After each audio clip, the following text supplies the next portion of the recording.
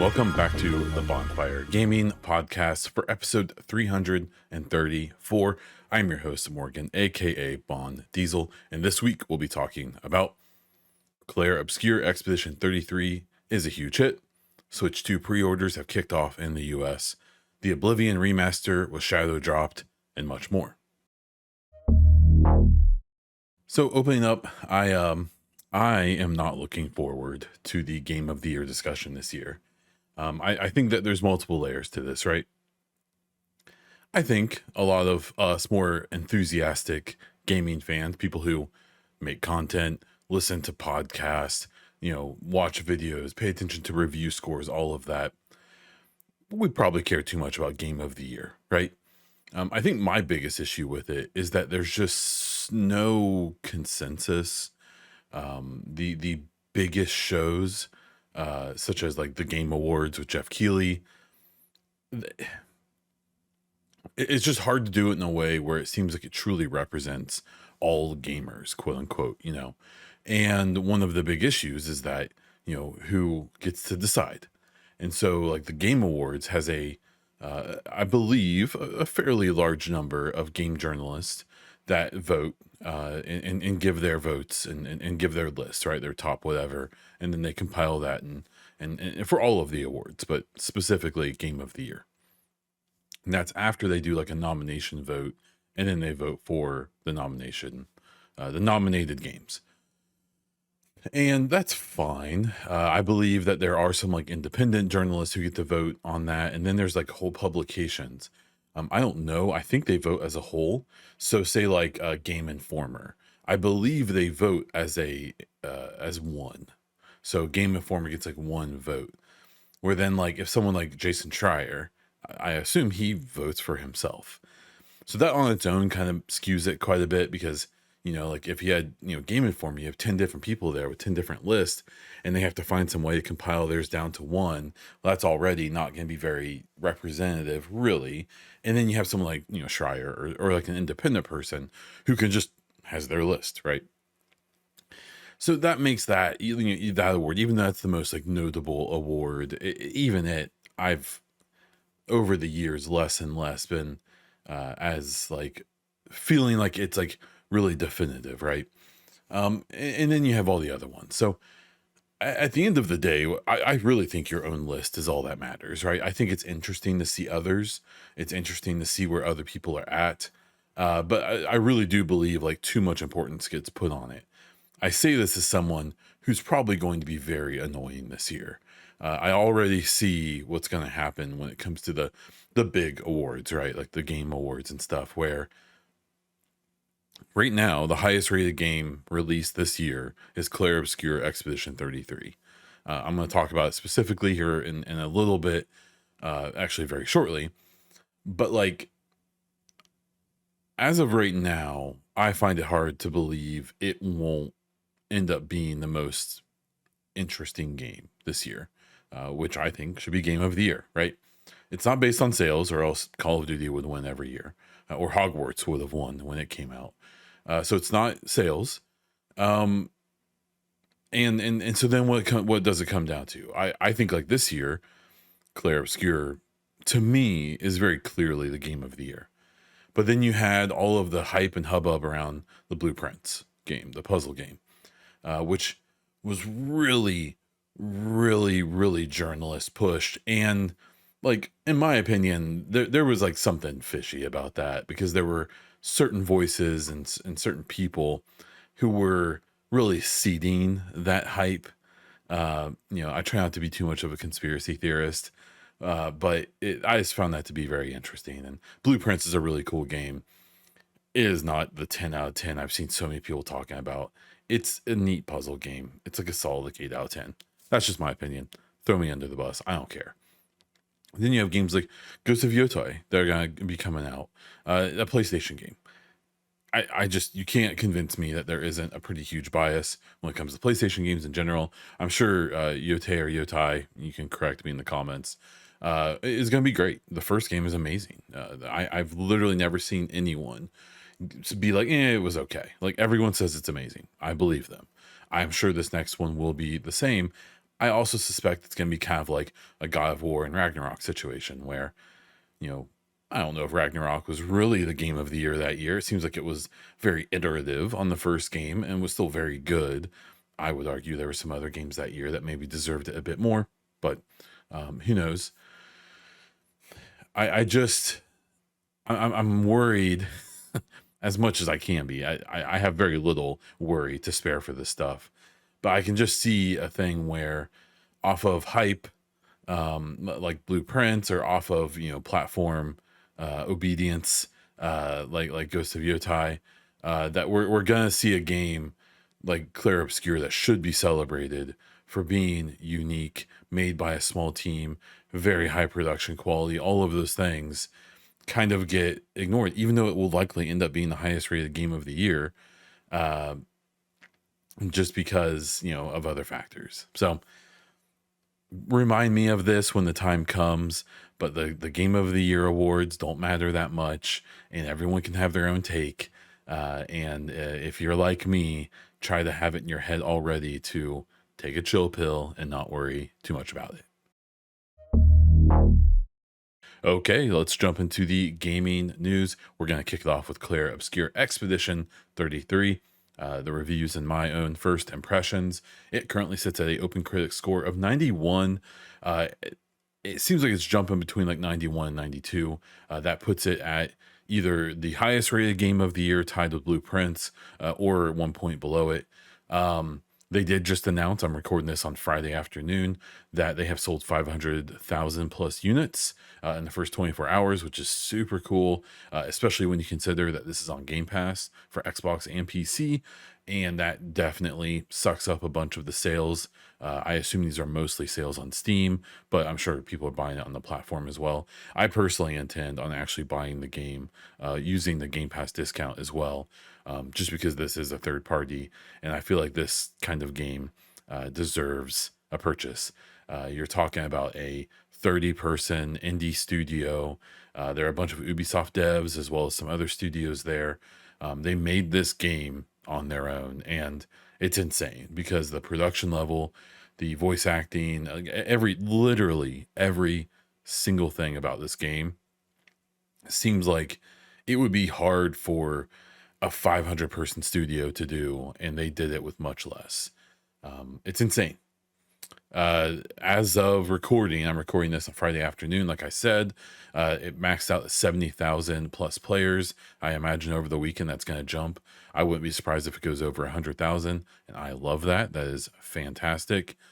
Um, I am about 7 hours into it. Most of the consensus seems to be that the main story is about 30 hours, and there's like 30 hours of side content. So um, I could see myself being the type to get through the story relatively quickly just to see what it's all about, and then doing a second playthrough. I really, I just really adore this game. There's not a single thing I think I can truly criticize about it. The parry mechanic during combat is a bit tight, and that's like my main criticism. Like everything else is cool. It's not a perfect game. I'm not going to pretend like it's flawless. But when I talk about game scores and things like that, a 10 out of 10 game isn't perfect. I'm not, if someone like me gave a 10 out of 10, I'm not saying that game is without flaw. I'm saying that that game is a game I think everyone should play.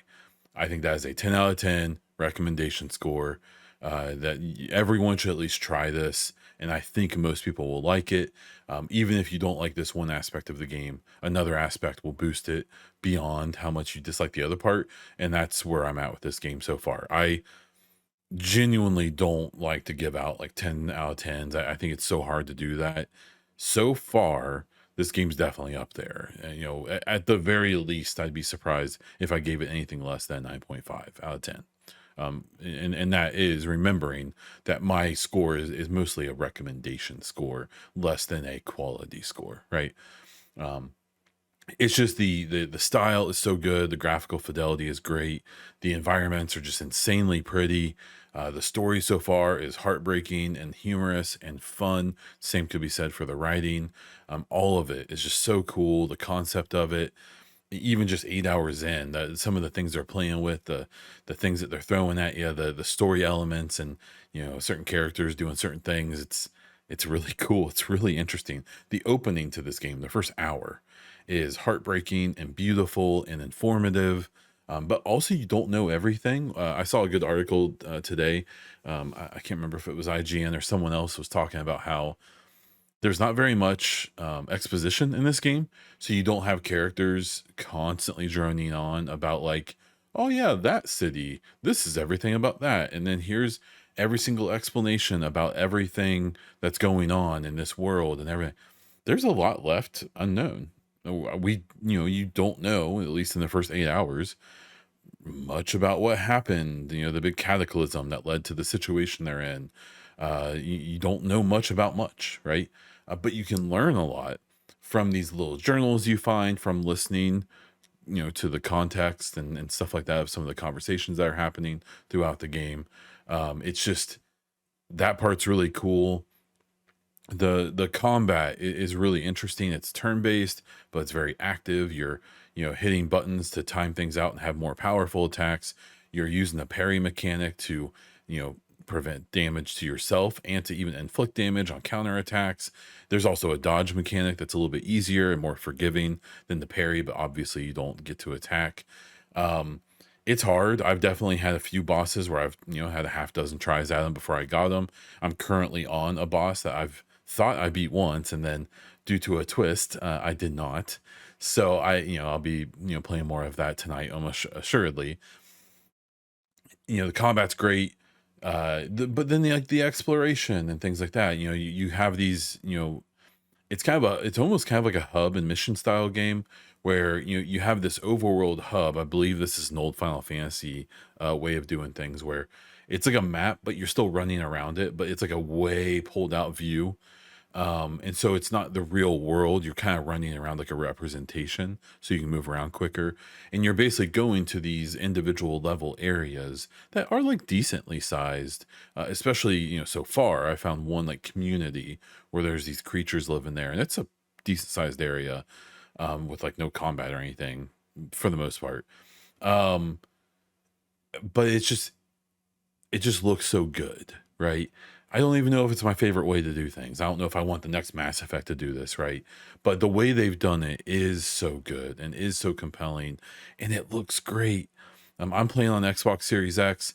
There's definitely some strangeness with like screen space reflections and some of the bokeh effect that they use in some areas. Like, it doesn't look perfect. I need to play this on PC as well to kind of get that full experience. But man, it just looks so great. Plays so great. It's so fun to play. It's so interesting. The pacing's super, super good. You always feel like you're meaningfully moving forward and whatever the current task is, and whatever you're doing. Um, I'm very, very, very tightly, keeping my eyes closed and my ears closed so I don't get spoilers about the story. So far, I've been pretty successful.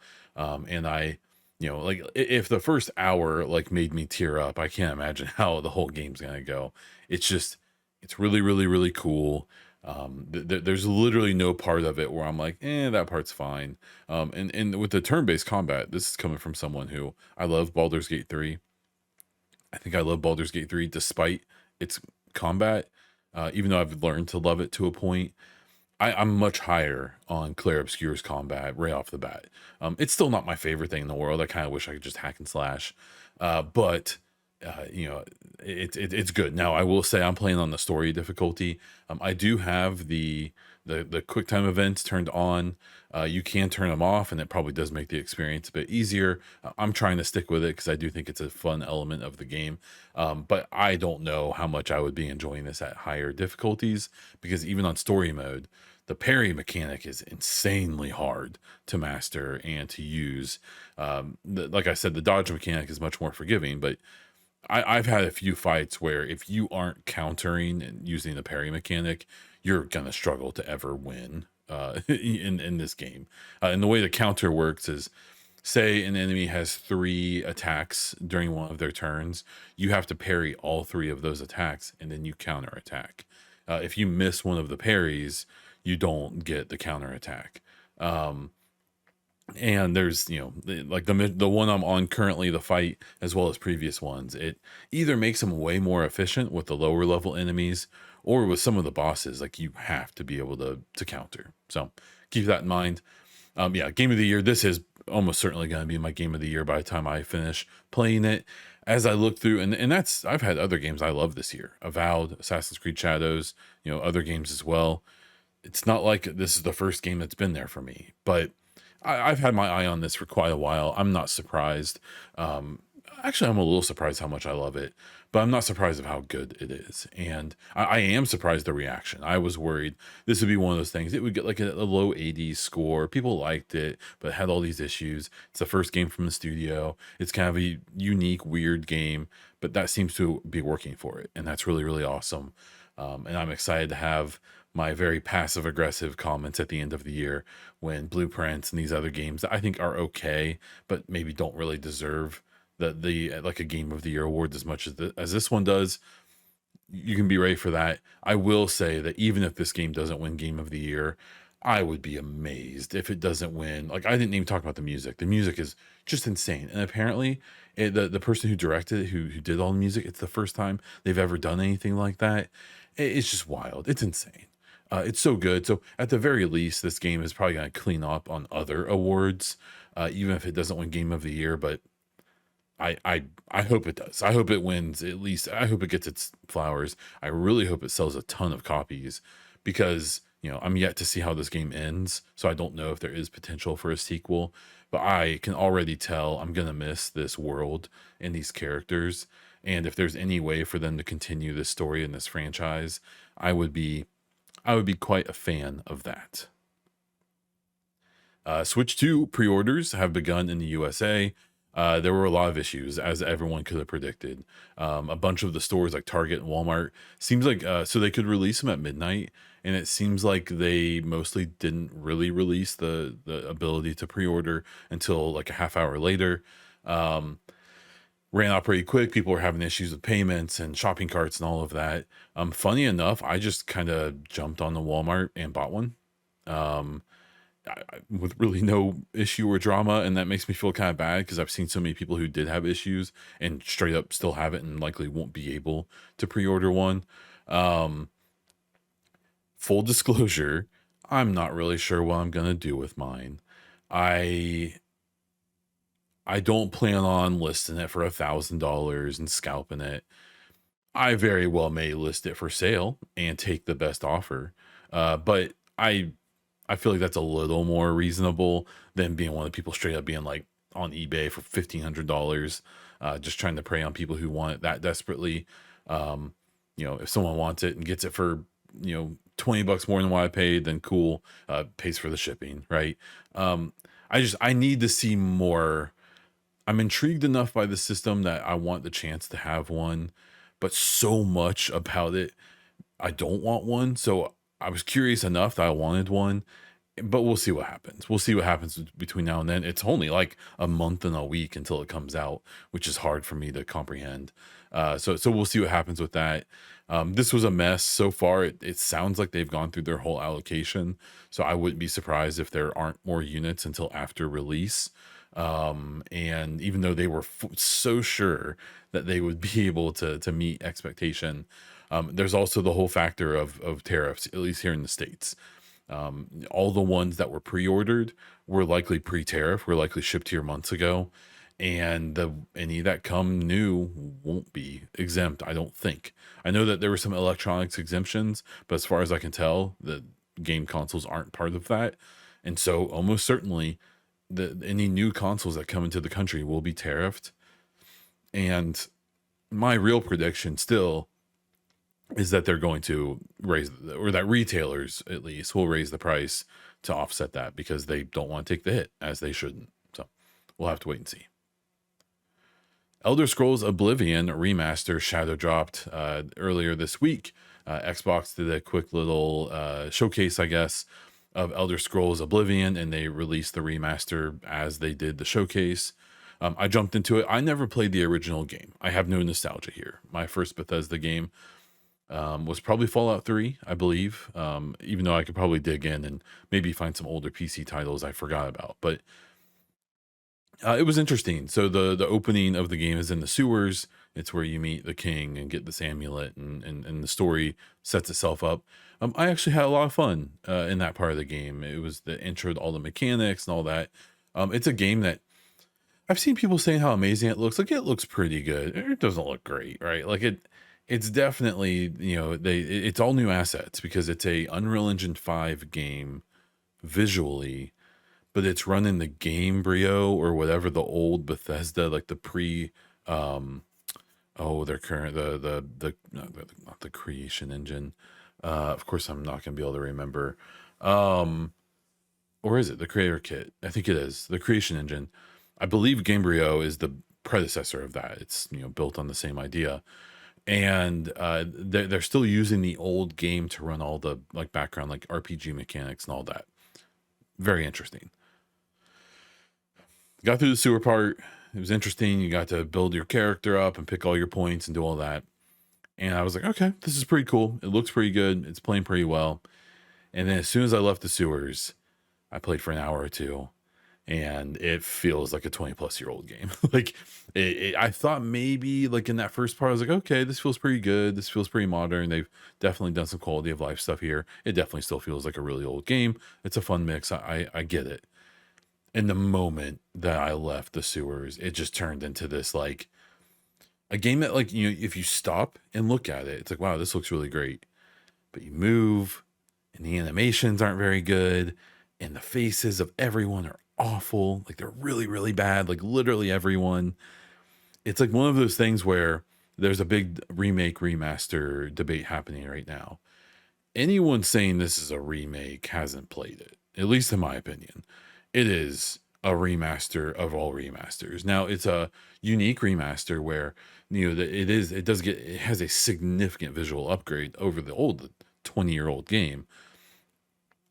But a remake would have done this really well because it would have improved all the things that still look terrible and still play terribly.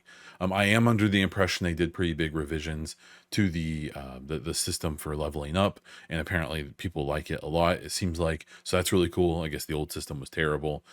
Um, yeah, I'm not into it. I thought I was, honestly, for like an hour or two. I was like, oh, this is pretty cool. I'm very into this. This is neat. And then once I got out to the open world and started exploring, and you really feel how just ancient this game is and how and for me it felt awful. The combat felt terrible. Just everything about it just very quickly felt really, really bad. um and I come at it as someone, I don't have the nostalgia. I think if I played this game 20 years ago and have played it every now and then since and fell in love with it, it was one of my first big RPGs, at least 3D RPGs like this. I could definitely see people setting that expectation and knowing what it was going to be like and being like, yeah, like it's not perfect, obviously, but it's nice to play the old thing I love in a slightly better state, right? I don't have that nostalgia. To me, it's just a super, and it's not even like jank doesn't bother me. I love Bethesda games. I've played a ton of them. It's not jank. It is. It definitely is jank. But that's not what's putting me off. It's just the game to me. Someone who has no nostalgia or previous love for this series, 'cause admittedly, I don't really like Skyrim either. I played it just fairly recently in the last couple of years. I was just there too late. It's too old of a game. I can't appreciate it, right? Especially without the nostalgia. Similar thing here. I Not for me. I'm good, but it seems like that's not the most popular opinion. It seems like a lot of people are really into it, and I think that's really, really cool. Some bits around it is that Todd Howard has confirmed that they are still working on Elder Scrolls 6 during some conversation about this game.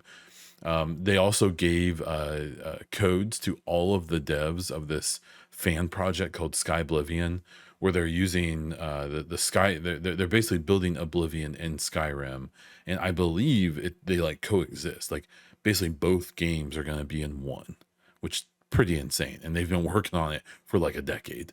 So there was a lot of like fear of like, oh man, Bethesda's putting out this remaster made by a third party studio. They're gonna cease and desist Sky Oblivion, even though these people have worked on it for a decade. That's not the case. They've been made it really, really clear they aren't going to be doing anything like that. They do seem like very different projects. Like it's almost too completely different games, even if they're based on the same source material. So, no worries there. I'm glad that seems to be handled well. There have been some really strange takes on that. I've seen people being like, "Oh, you see with this, this remaster, how far Bethesda has fallen with Starfield, look, and with other games, Fallout 4 and so on." Again, I'm coming at this with no nostalgia, without a fandom of the old games and stuff. I would rather play Starfield as the only game I can play for the rest of my life, for eternity, than to play another 10 minutes of this Oblivion remaster. It's a very personal take. It's just for me. I'm not saying that anyone should agree, but I just want to be very clear that, while there may be people who feel that way, I want to be very clear that there's also a lot of people who don't, while I will never try to, gaslight you into thinking that Starfield is a perfect game or Fallout 4 is a perfect game or whatever. I think we need to slow our roll just a bit when we're talking about some of that stuff. I think that we need to, be a little more reasonable, but that's just my opinion. The Division 2 has released some DLC details about the Battle for Brooklyn. This is a new expansion they're doing, or more specifically, a DLC. Is going to be coming out fully in May. They've already begun kind of PTS testing. That's where you get to play some of the elements of updates before it comes out. It's a test server, basically. So that's ongoing. Some interesting stuff about this. So it's a decent sized part of the Brooklyn area of New York that this new DLC takes place in. I believe if you played Division 1, if you remember the starter area, that was the Dumbo neighborhood of Brooklyn. I think it's Brooklyn Heights or something is the next little borough over, and that's the map for this. So it's not gigantic, but it's decent sized. I believe there's going to be 3 new main missions, as well as a handful of mains. Like they're like more significant side missions. The side missions in the base game are fairly basic. These ones, it seem like they're a little bigger than that, but they aren't these big giant epic set pieces like the main missions are. What's interesting about it is at least 2, I think, or all 3 of the main missions are not on the map. You travel to them. So I found that to be interesting. Those side missions are on the map, and I assume that's where you'll access those directly. There's also some talk, even though it may not be completely true, they've alluded to that the story of the Battle for Brooklyn may not directly be related to the story that's been going on in the post-launch of Division 2, which most recently, spoilers, I guess, Aaron Keener is back. Agent Kelso is like helping him. She's one of the agents that's been helping us through the whole game. Keener is the old antagonist of the game, and whatever, I don't really know. And then Theo is another agent that we thought we killed back in another DLC along with Keener, and they both are alive somehow. They've waved their wand and made that work, even though I don't like it, if I have to be totally frank. But then to find out that this, so and I think a lot of people assume that this Battle for Brooklyn DLC would be us pursuing them, because, the last big thing that happened in the game was that they seemed like they were going to Brooklyn. But now we have this impression that maybe this isn't that. I don't really know what's going on. But I guess we'll find out. I thought for sure this DLC was going to be us like infiltrating the Black Tusk base that's in New York or something, and doing all these things that they've been alluding to in the last few seasons. And instead, it seems like we're just fighting off some cleaners and Rikers. I suspect we'll end up finding out that they're being like improved and supported by Black Tusk, so they'll try to wrap that in a little bit. But this, like, I thought this was going to be like a heist DLC where we were going to have to find a way to break into the secret Black Tusk base and do the things that, they've been alluding to for so long. And it doesn't seem like they're doing that. It doesn't seem like it's going to be the bridge between Division 2 and Division 3. And that's like a little concerning. I have to be totally honest, because this seems like it's probably their last big push content wise. They are going to keep doing seasons and things like that. And I guess they'll be addressing all of those things that, with Keener and all these other, characters and storylines through the regular seasons, I guess, instead of this DLC. I don't really get it. I don't understand. I'm excited about the DLC. I'm under the impression it's going to be around 6 to 10 hours of content. Six if you just do the main stuff, and then another 4 or 5 hours if you do all the side content. They're going to charge $15 for it. I think that's totally fair. I'm excited to play it. I'll play the crap out of it. I'm excited for that. I'm not excited for that. It doesn't seem like it's going to be what I thought it was going to be. And it just makes me worry that they're just going to keep dragging this out. And like, in my opinion, the post launch content has only gotten worse since the game released.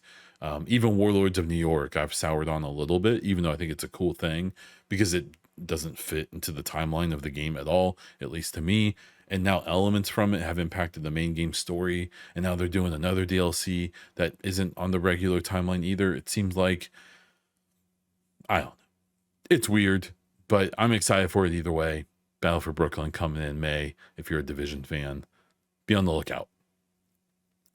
Mandragora, Whispers of the Witch Tree, reviews and impressions. It has an open critic score of 78. This is a side scroller, kind of Metroidvania, kind of Souls style game. I played the demo of it last year and loved it for some reason, even though it's not like my type of game at all. But I really, really enjoyed playing it. I thought it was a lot of fun. And then now it finally came out. It's fully released. I got it on my Xbox.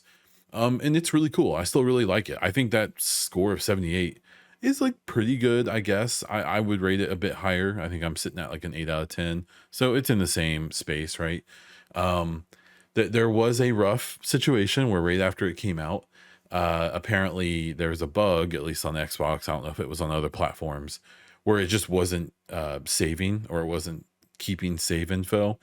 So I was level like 20, 21 something, and I was using the Xbox Quick Resume to just keep that save state going. I had no idea, and I hadn't seen anything on Reddit or anything about this bug. And so then they updated the game to fix the bug. But if you don't know how Xbox works, when they update a game, it kills any quick resume save, because a quick resume save is basically an ongoing save in the background where the game is still technically running, and you can just jump right back into it. And it prevented me from suffering. So every time I jumped on the play, I still had my progression, even though in hindsight I didn't know it hadn't saved since level 4, which is 10 plus hours of gameplay. And what happened was they did the update. It wiped my quick resume, and so I'm like, oh cool, they fixed the problem. I'm glad that didn't affect me, because I looked up what the update was for, and then I logged on, and sure enough, my level 20 plus character was level 4, and I had lost quite a bit of gameplay. Touch base with some people, tried to see if they were going to be able to fix that. It kind of sounds like they won't be able to. All that gameplay's lost. My immediate reaction, I think, which was pretty natural, was I was going to return the game. I was all mad. And then I said, you know what? There are some things I did. Now I understand the game loop a little better. Let's cook up another character. Let's start over just from zero. Don't even worry about that level 4 save. That character is dead to me. And sure enough, within like less than 5 hours, I was up to level like 13 or 14, just because I knew what was coming. I knew what to do. I understood the game a little bit better at that point. So I'm really enjoying it. If you like the kind of side scroller Metroidvania with kind of a Souls element, definitely check this out. I'll probably end up between a 7 and 8 out of 10 for this game. And so take that recommendation as you will. But yeah, that bug was quite the mood killer for me. I probably honestly would be a little higher on the game if that hadn't have happened, but it seems like it's fixed now, so it shouldn't affect you. EA has revealed Star Wars Zero Company. This is their XCOM expired game that BitReactor is making as a third party, but they're doing it along with Respawn, who is part of EA. So it's kind of a little collaboration there. They haven't released a ton about it yet, but I believe here in the next few weeks they're planning on doing a showcase and doing all that stuff. So what we've seen so far looks really cool. Some little gameplay snippets and stuff.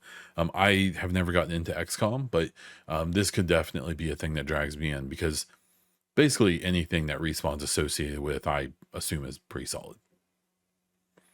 Ghost of Yotai got a October release date and a new trailer. Like I said before, I'm expecting this game to be probably pretty iterative, and that's really good because people love the first game. We do have a new protagonist in this one. This takes place, I think, in a slightly different time frame, um, but that's exciting. So if you were excited in like the first Ghost of Tsushima, then you'll probably be pretty excited for this as well. And then the Marathon Alpha, PlayStation and Bungie's new extraction shooter that will be on all platforms, has alpha testing. Seems like they gave a ton of codes out to mostly content creators. I did not get one. I'm a little minnow and a big C. And watching it has been really interesting. I've watched quite a bit of streaming gameplay of it from content creators that I typically enjoy. I did some reading on some impressions and stuff like that. Um, Basically, what I'll throw out there is that it's a neat idea to try to do like this AAA level extraction shooter. Everything else before, even Tarkov, really is more at like an indie level. Um, Even though Tarkov Battlestate Games is a pretty big studio at this point and has a ton of money behind them, some of it not very clear where it comes from, maybe a little shady. It's a whole different story. It's a neat idea. The style is interesting. It has a cool aesthetic. It just doesn't seem to be, and I've seen people saying this who have played it as well, that it's neat and it's fun to play. Gunplay is good. Everyone always loves Bungie gunplay, even though I'm not as high on it. The consensus is they're good at that, and it seems like they're continuing that trend, especially from even back to the Halo games and stuff, right? But it just kind of isn't doing anything. It seems like that interesting or unique, and that's going to be a problem. And I think the biggest issue I have is from watching it is that it just like it's like boring. It just doesn't seem all that compelling. It seems like it's fun to play, but even then, the people who have played it are kind of like, yeah, it's fun in the moment to moment, but like there's not really anything that seems all that interesting to keep coming back and playing over and over and all that. So one description I saw of it is that it looks like slower, more boring Apex Legends without the even better gunplay, at least in my opinion. And from what I've seen, I agree. It just there's like Apex Legends, a big part is that there's no stamina. Like you just run forever because it's a high movement game, right? And I get that maybe they don't want to do that with Marathon, but whether it's the aesthetic or just the type of game, like if you want a plodding, slow paced extraction shooter, that exists. Escape from Tarkov is right there.